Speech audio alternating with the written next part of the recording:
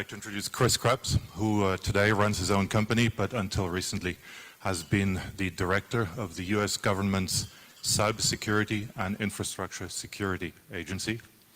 It's a very colorful task, as I heard. Here we have Helmut Klara, who is the Chief Enterprise Information Security Architect of the Austrian Railways, definitely a critical infrastructure. Then I would like to welcome Volker Pötsch, who's the branch chief in the Cyber IT department at the Federal Ministry of Defense in Berlin. And I also like to give a warm welcome to Jeff Brown, the former Chief Information Security Officer of the City of New York.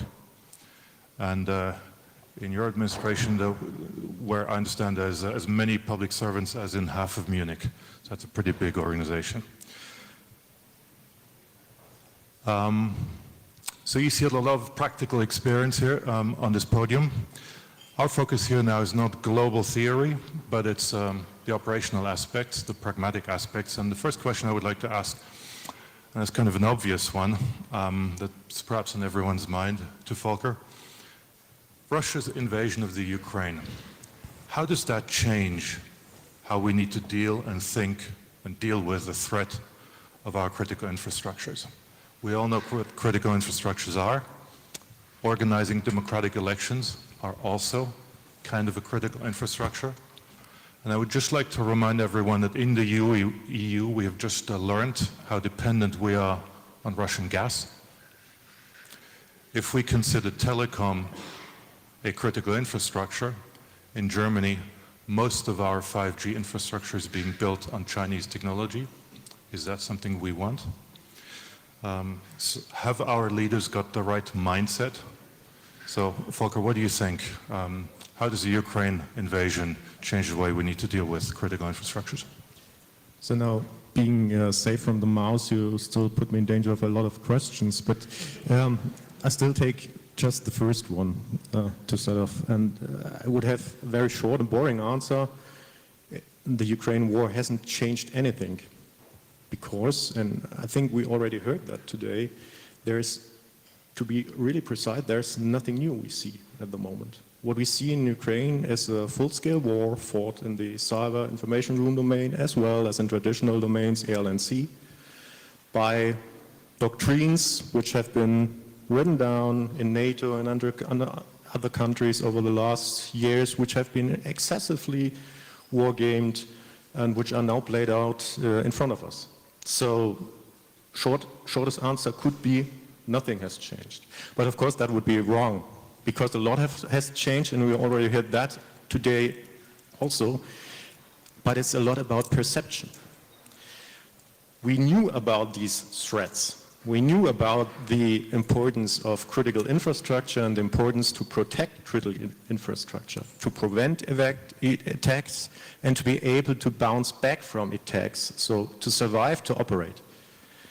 But I think what we lacked in at least, and please take this as a little provocation, what we lacked was the sense of urgency and sincerity in doing something out of this knowledge. And this, I think, has changed, or at least I hope this has changed, and it will stay changed, because it will decide if the Ukraine war can have at least a very small positive point, if we're able to bring all these things together and really go a step forward. I mean, we heard that in the introductory note, a new social contract.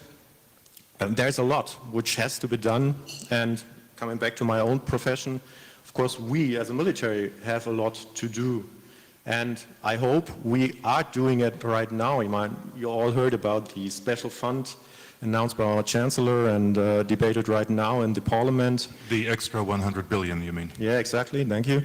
And it probably doesn't come as a surprise that we at least are planning to put a very heavy emphasis on means of digitalization and especially communication and control. But again, it's not something only for the military, it's not only something for the state, it's something for the community as a whole. And there, I think really we have a change in perception, and now it's the time to use this change. So no change, but a different perception. Is there anything you'd like to add from a US or your personal experience?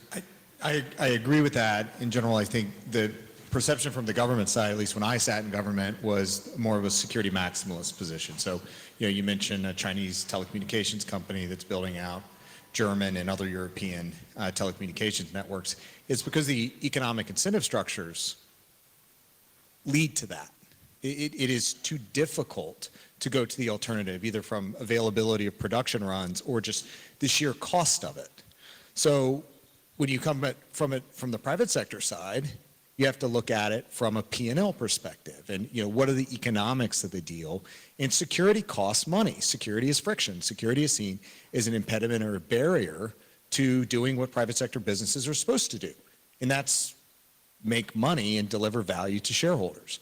So until I think we can solve that equation, absent any other external factors, we'll continue to be in this mindset. All that said, I do think that the last 2.5 months have dramatically changed the way corporate leaders think about risk, like cyber risk, like dependency upon untrusted sources of technology. And they're making different decisions in what markets they want to be in.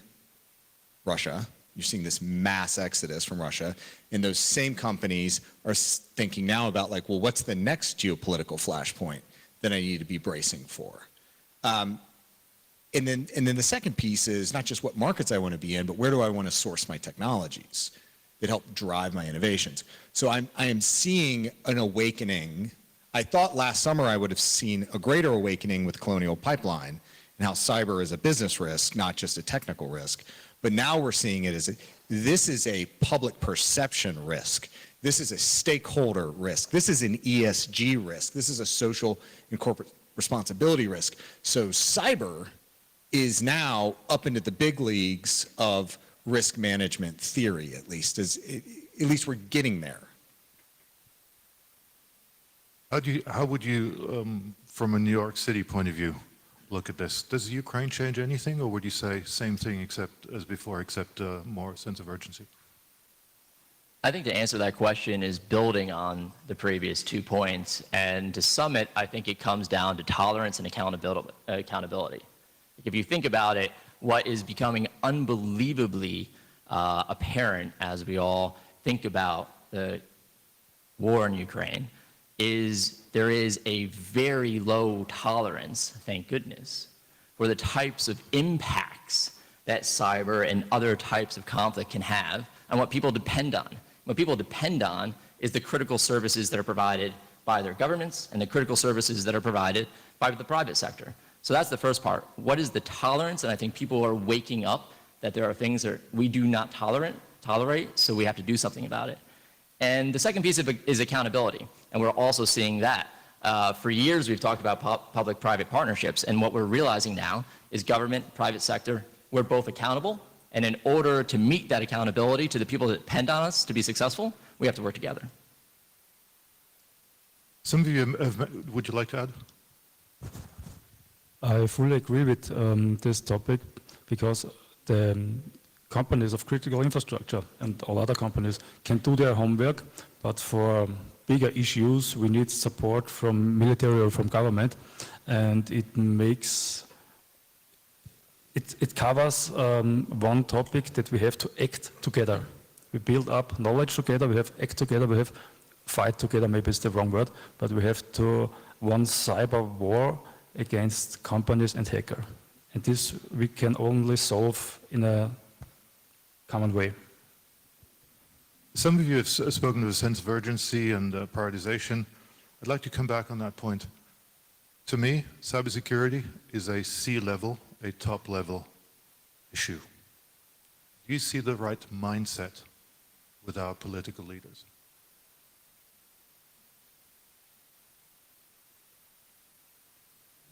Political leaders, I mean, what country? It depends. So Look, the kind of war college monographs, I've used that line before, that'll be written about the invasion of Ukraine will be fascinating.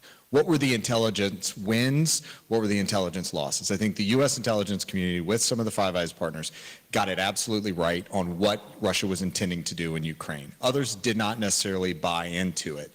What I think we missed was how the resilience of Ukraine and the Lion of Kiev and Zelensky. We missed that, and that's at least my take.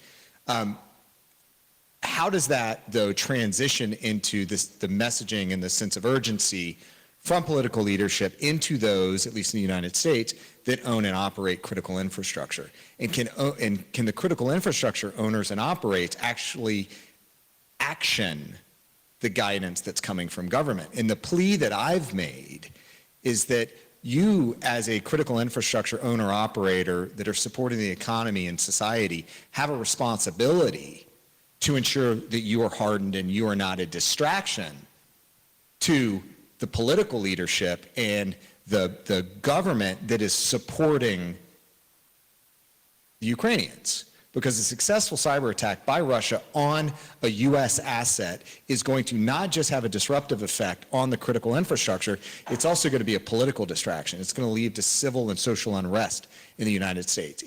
We're coming up on a critical midterm election in 22. Well, that would be fodder in the election. So everyone has a responsibility to be a harder target. And I think that's in part where there's a gap, there's a delta. Oh, I would gladly go on with that, because I really think we have to be fair. We have to be fair to our politicians as well as to ourselves. And that's the reason why I talked about urgency as the main changing factor, perhaps. It's not that we didn't do anything in the past. Look, for example, at Germany. Of course, we have implemented our cyber defense center on a federal level to exchange information between different parts of the federal and the state administration very quickly concerning cyber threats. And I think it's definitely not perfect, but it's a very good first step. Again, coming back to the armed forces, of course, we have our architecture already encompassing ideas like zero trust or security by design or whatever. You all can name them. We've got them. In the past, it's been just a question about prioritization. And it's not so different between private sector and us. It always comes down to the budget and the question, what do I do with the budget? Or more, to be more honest, what can I do and what have I to do at this moment with my available budget? And as a private company has to be held accountable by their shareholders, we are held accountable by the taxpayers. So it's more or less the same situation. And we did all this, but hopefully now we will be doing it faster. And again, with a much more sense of urgency. And that's the real difference. So I wouldn't say we did something really wrong. We had to prioritize, and this prioritization was done. Of course, you could say, why wasn't more money given to this? But to be fair and honest, you would also have to answer the question, where does this money come from? And where do you take it away from? And that's when it gets a little bit more complicated to answer. If I could add to this, just having worked in the de Blasio administration in the city of New York, and you have to think about the city of New York, 9 million people, 100 plus different departments and agencies, 340,000 employees. It's a $90 billion enterprise. What really resonated from a political perspective was a simple question, and it goes to the social contract conversation from earlier. What do New Yorkers depend on? They depend on core services, shelter, healthcare, justice, transportation, water. And the question that came was, can this all get disrupted by a cyber event? The answer, of course, is yes. And to the point when it comes to the application of budget, what we observed is as we were given the centralized authority within the cybersecurity organization, we were also given the opportunity to help the city rationalize not how it was spending on cybersecurity dividends, but how it was spending on technology. And the reality is, as we adopt technology on behalf of our citizens or our clients, we are going to spend more and more and more on technology. So if you rationalize that and you bake security in from an engineering perspective, from a process perspective at the very beginning, you might find that you're actually spending taxpayer dollars or profits from the private markets with much more precision. That, in fact, is better. So I think to a certain extent, whether politics or corporate structures, when you add the economics of the discipline into it, you may find benefit. All right, thank you. Chris and Jeff, you mentioned technology. Is technology sovereignty a way forward? How does that play into cybersecurity in terms of exporting chips, supplying our chips or systems from countries that we may or may not trust? Nobody in their right mind would source our weapon systems from hostile nations. What about our critical infrastructures? So how do you think technology sovereignty comes into play here? Is that an issue? Technology sovereignty, there's a bit of duality of meaning here. So there's one meaning where technology sovereignty means you're dictating a certain indigenous proportion or percentage of technologies used in your government, in your industries. The Chinese do that. They've established percentages. The Russians are trying to do that as well. The flip side definition is that you kind of have dominion over the technologies that are used within your enterprises, and they're trusted. And I like to think of that more as a democratization of technology with a really heavy emphasis on the democracy piece. And I think that's where there are opportunities down the road for, and we're seeing this in part in the 5G conversation, of how do we establish a set of common nations that have shared values of civil liberties, transparency, and rule of law that can come together and say, these are the principles that we want in our technologies or technology providers. And then you can incentivize the innovation piece. You can address some of the economics, because no single country is going to create a national champion in 5G technologies that can own the market alone right now, outside of China. It's not possible. So instead, how do you build that trading block? And it is not going to be just the US and Europe. India is a key player here. The Global South is a key player as well. But you have to fix those inverted economics with heavily subsidized loans, predatory, pricing, and then predatory loans. So how do you get there? Like I said, you build that block, but you also have to do it on the flip side, where you disincentivize the behaviors that have led to digital authoritarianism. You hold them accountable. You hold the Chinese accountable for intellectual property theft and commercial tech transfer. And one way I've thought about doing this is 2019, a company, CrowdStrike, released a report on how the Comac C-19, which is an airplane they've sold for regional jet, it's comprised of about 26 different technologies. Half of them are stolen from Western companies. So there's a block then of democratic nations of these shared values that say, you're not available to trade that technology because we can attribute and demonstrate. So we've got to have a little bit more creative thinking around the incentives and who's in and who's out. Any other views? Yep, definitely. I mean, I think nobody will discuss the point that we need sovereignty, or, yeah, let's stick with the term sovereignty. But as Chris already mentioned, the first question is, whose sovereignty are we talking about? NATO, EU, Europe, Germany, a coalition of number of states sharing the same values. As a military guy, I say I need sovereignty because I do need to know that my systems do what I want them to do and only what I want them to do. Question is, how do I achieve this state? I can do it by knowing it from the scratch, goes in the direction of security by design and so on, or by owning everything which is in it. I can do it, which is very cost intensive and time intensive, by certifying everything I buy afterwards, which could be argued isn't safe 100%. I know that. But again, I think it's all about practicability, and what we can achieve in a certain amount of time. We have a certain need. This is to be sure about what we use. And now it's about how we can fulfill that. And again, it's perhaps about the 80% solution and not about the 100% solution. So that's the reason why sovereignty, which means 100%, I sometimes take as the wrong term. Okay, thanks. Another thing that's on my mind is how is there a way to overcome the skills gap between the public and private cybersecurity staff? On the one hand, the public sector has a public mission, but they may not be able to attract all the right talent, like has been mentioned before. On the other hand, the people in the private sector may have the skills, but they may have other motives, not necessarily the public interest at heart. Any view on that? Jeff, perhaps?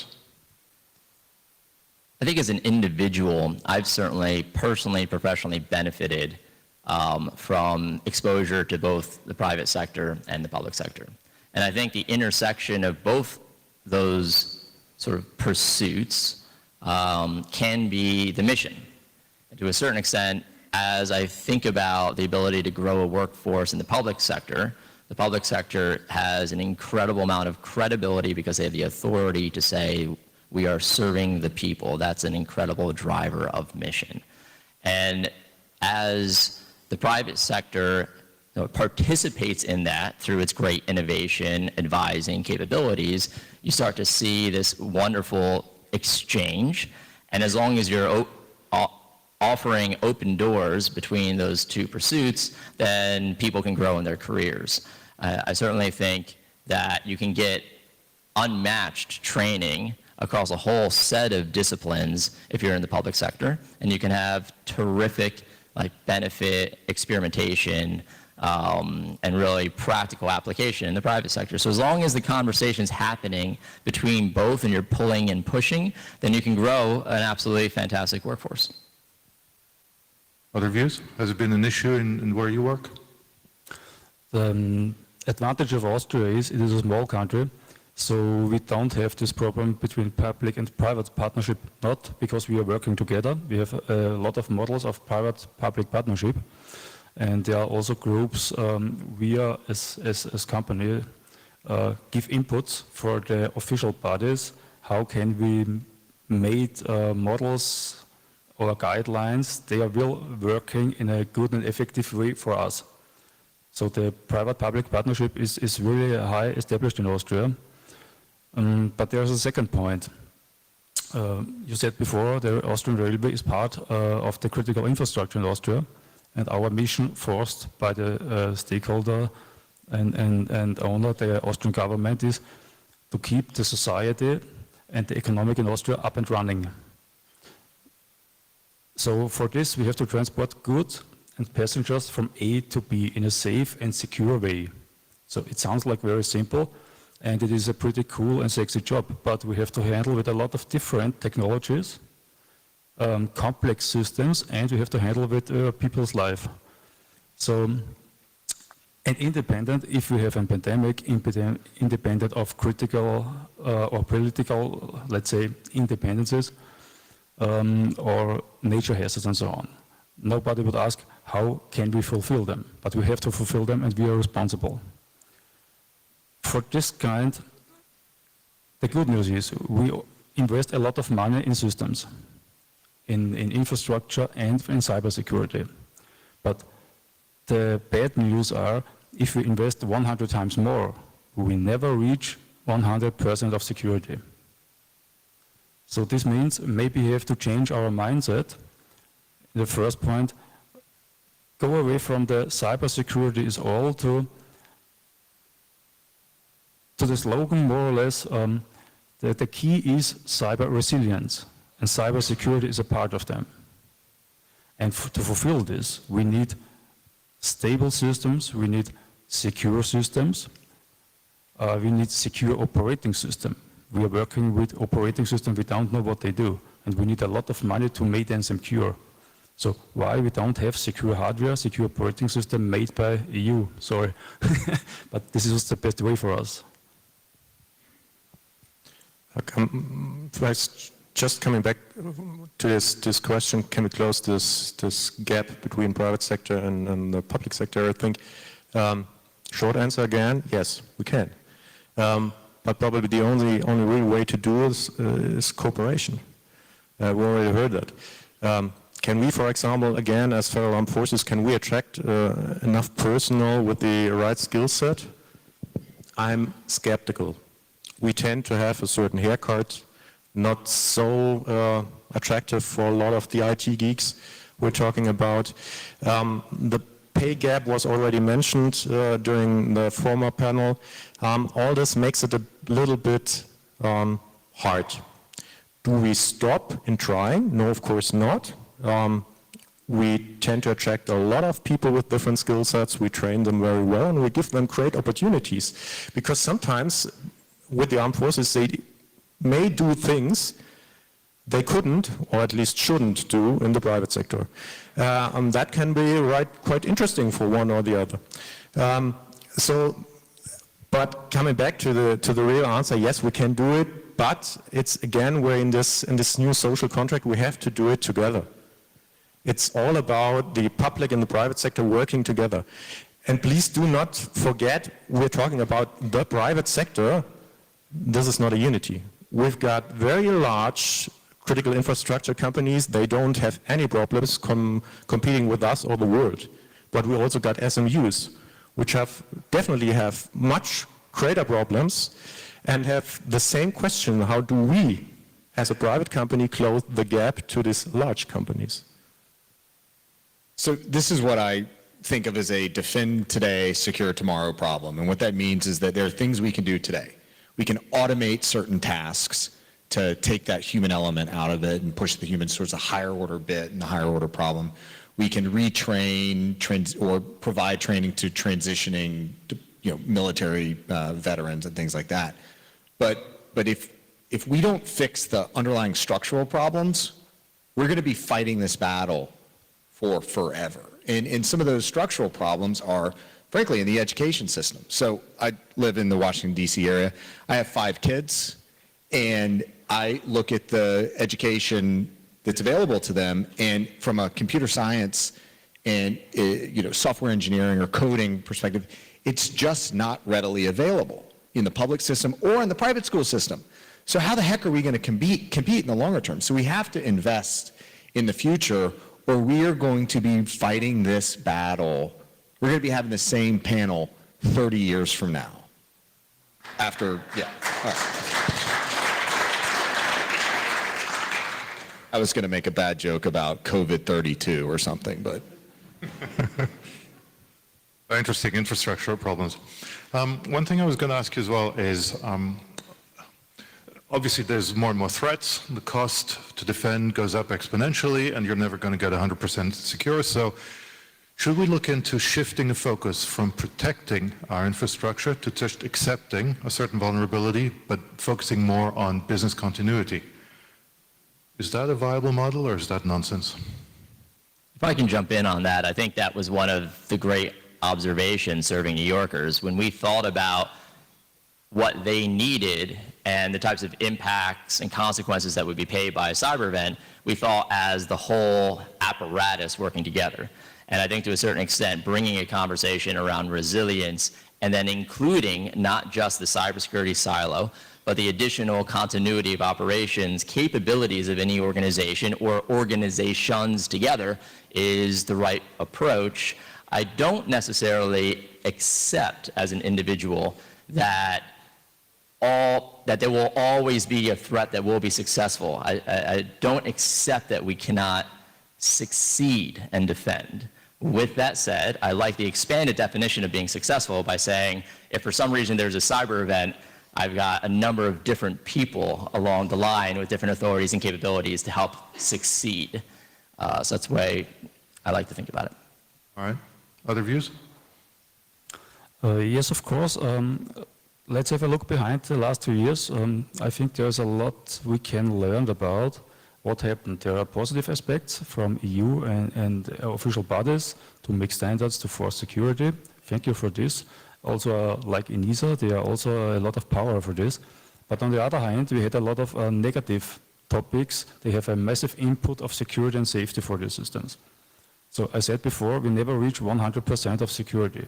So we need both. We need the operations from the pre-active part to prevent and detect incidents. And we need also the business continuity management if something happens to start up our systems again. We need both in a balanced way, I would say. Would really like to pick up where Geoff stopped. I loved your saying as an individual I won't accept that there always remains a certain threat. And I would go on and say, even as organizations, we shouldn't accept this because it leads to the best effort. But at the same time, we should also always realize that not accepting doesn't mean it doesn't happen. And that's what I meant when I tried to define to defend earlier on in the panel. Defense is in the first step about preventing a successful attack. But in the second, it's always about bouncing back or staying operational on a probably lower level, but coming very, very quickly back to the level you do need to operate. Resilience, the classical term in this context. And I think that's what we really have to focus on. So again, I don't think we need a change or a shift in strategy. We again have to build up on, perhaps it's also an educational issue, because as a society we have to understand this. There is no 100% security, and there won't be a 100% security. It can't be, because there's nature, for example. Tomorrow I can get hit by a meteorite. I'll be dead. So I can try to defend myself against it. I probably will be successful because tomorrow evening I won't be hit by a meteorite. But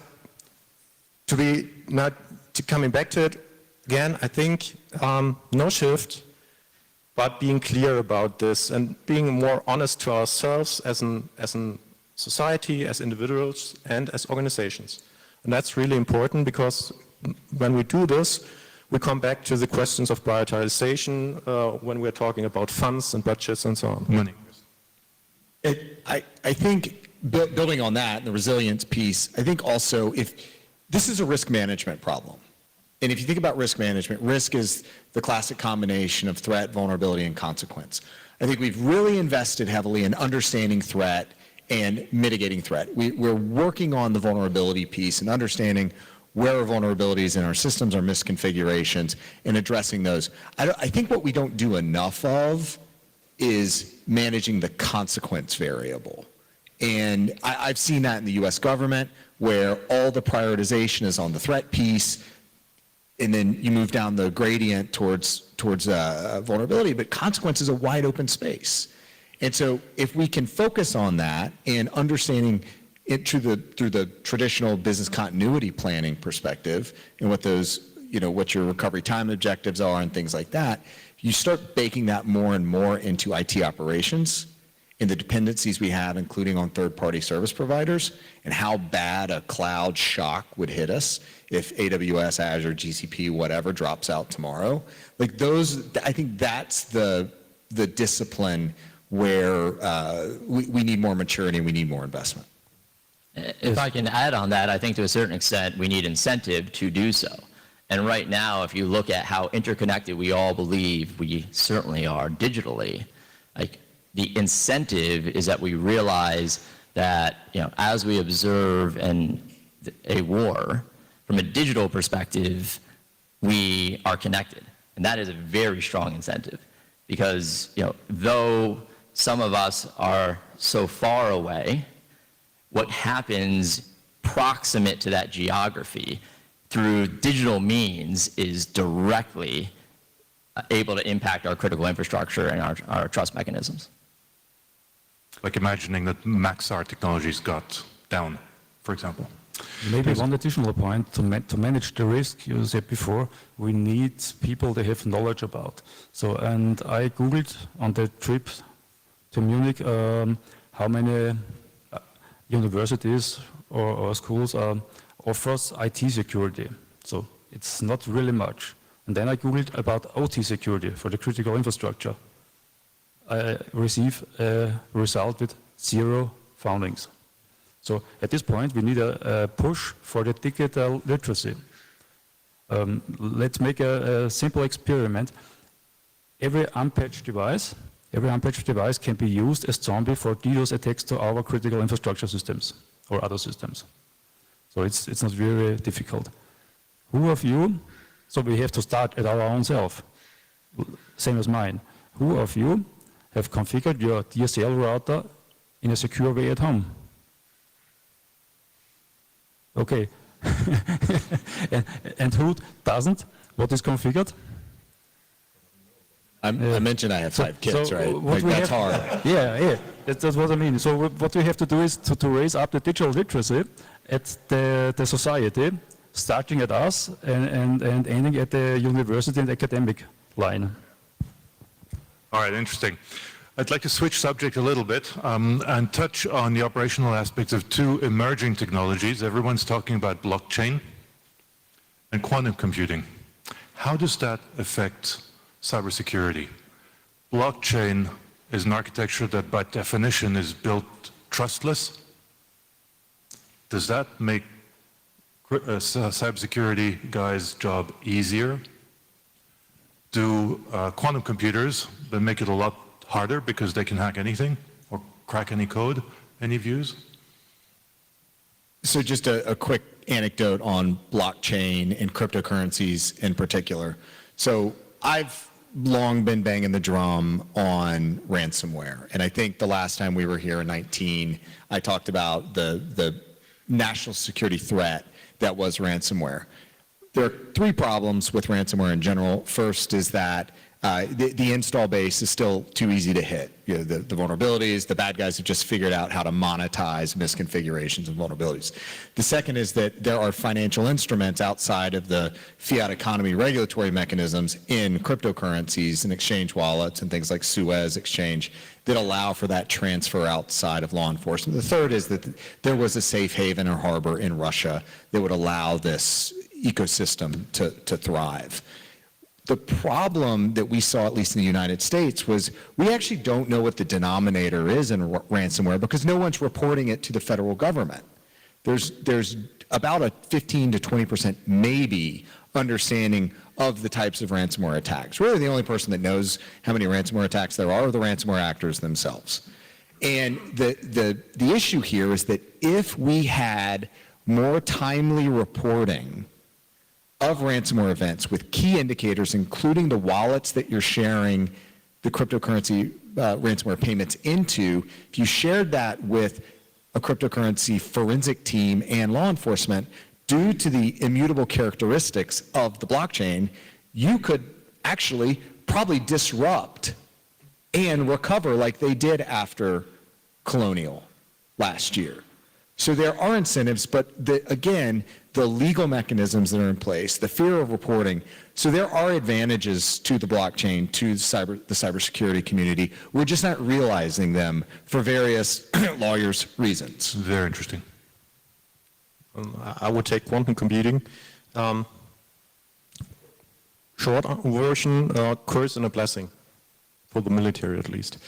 It's a curse because it makes secure communication and everything which has to do with encryption a lot harder. A blessing, because for me as a military, not for me as a person, it makes cracking the other guy's secure communication a lot easier. So again, it's about this balance. And it's always about the situation I'm in at the moment, what it will give me.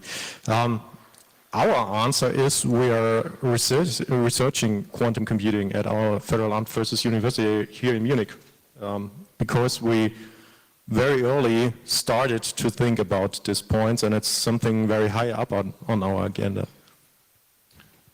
So you're saying it makes sense to spend time thinking about quantum computing and also blockchains, because it is relevant. Jeff? I was just going to say, especially on quantum, it never helps society to back away from innovation. And if you just think from a math perspective of what quantum is, it allows the computation of exceptionally, almost unfathomable problems, which means, if applied correctly, we can solve exceptional, unfathomable problems. So by no way should security stand in the way of it. In fact, we should run towards it because we have a lot of problems to solve. Yesterday I was on a security and risk management event in Austria, and there was one of the master people of quantum computing in Austria also there, and he has a presentation about. And he said, one of the big benefits of our actual encryption methods are that the decryption needs a much more longer time than the encryption. So, and he was proud to present that the quantum computing needs less time for decryption, or the same time for decryption as encryption.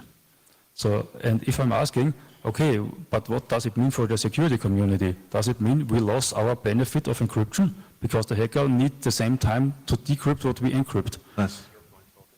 So, and I'm not sure if quantum computing is a benefit for the security if we don't have a look about how we use them. To a certain amount, Helmut killed my joke, because of course it's true that quantum computing will give us special opportunities and new capabilities in terms of our own encryption. But I just can't go out in some shop and buy totally new equipment for the whole armed forces. So I will always have this transitional phase where I have the old equipment, and this will be in danger by quantum computing. As well as in the new equipment, which will bring the advantages of quantum computing to the table. So I try to have my jokes surviving. Real quick, and maybe, Peter, to think about next year's agenda, an issue that I think we're not paying enough attention to right now, and this is another one of those defend today, secure tomorrow problems, is Web 3.0, decentralized finance, smart contracts. The risk that is being levied out right now is incredibly complex, and it's flying under the eye of regulators. And I don't think we have a full appreciation of what is what's being held on to out there right now. With that, I think we've run over time. I hope it was interesting to all of you. Great questions. Thank you. Give a big round of applause to this podium here.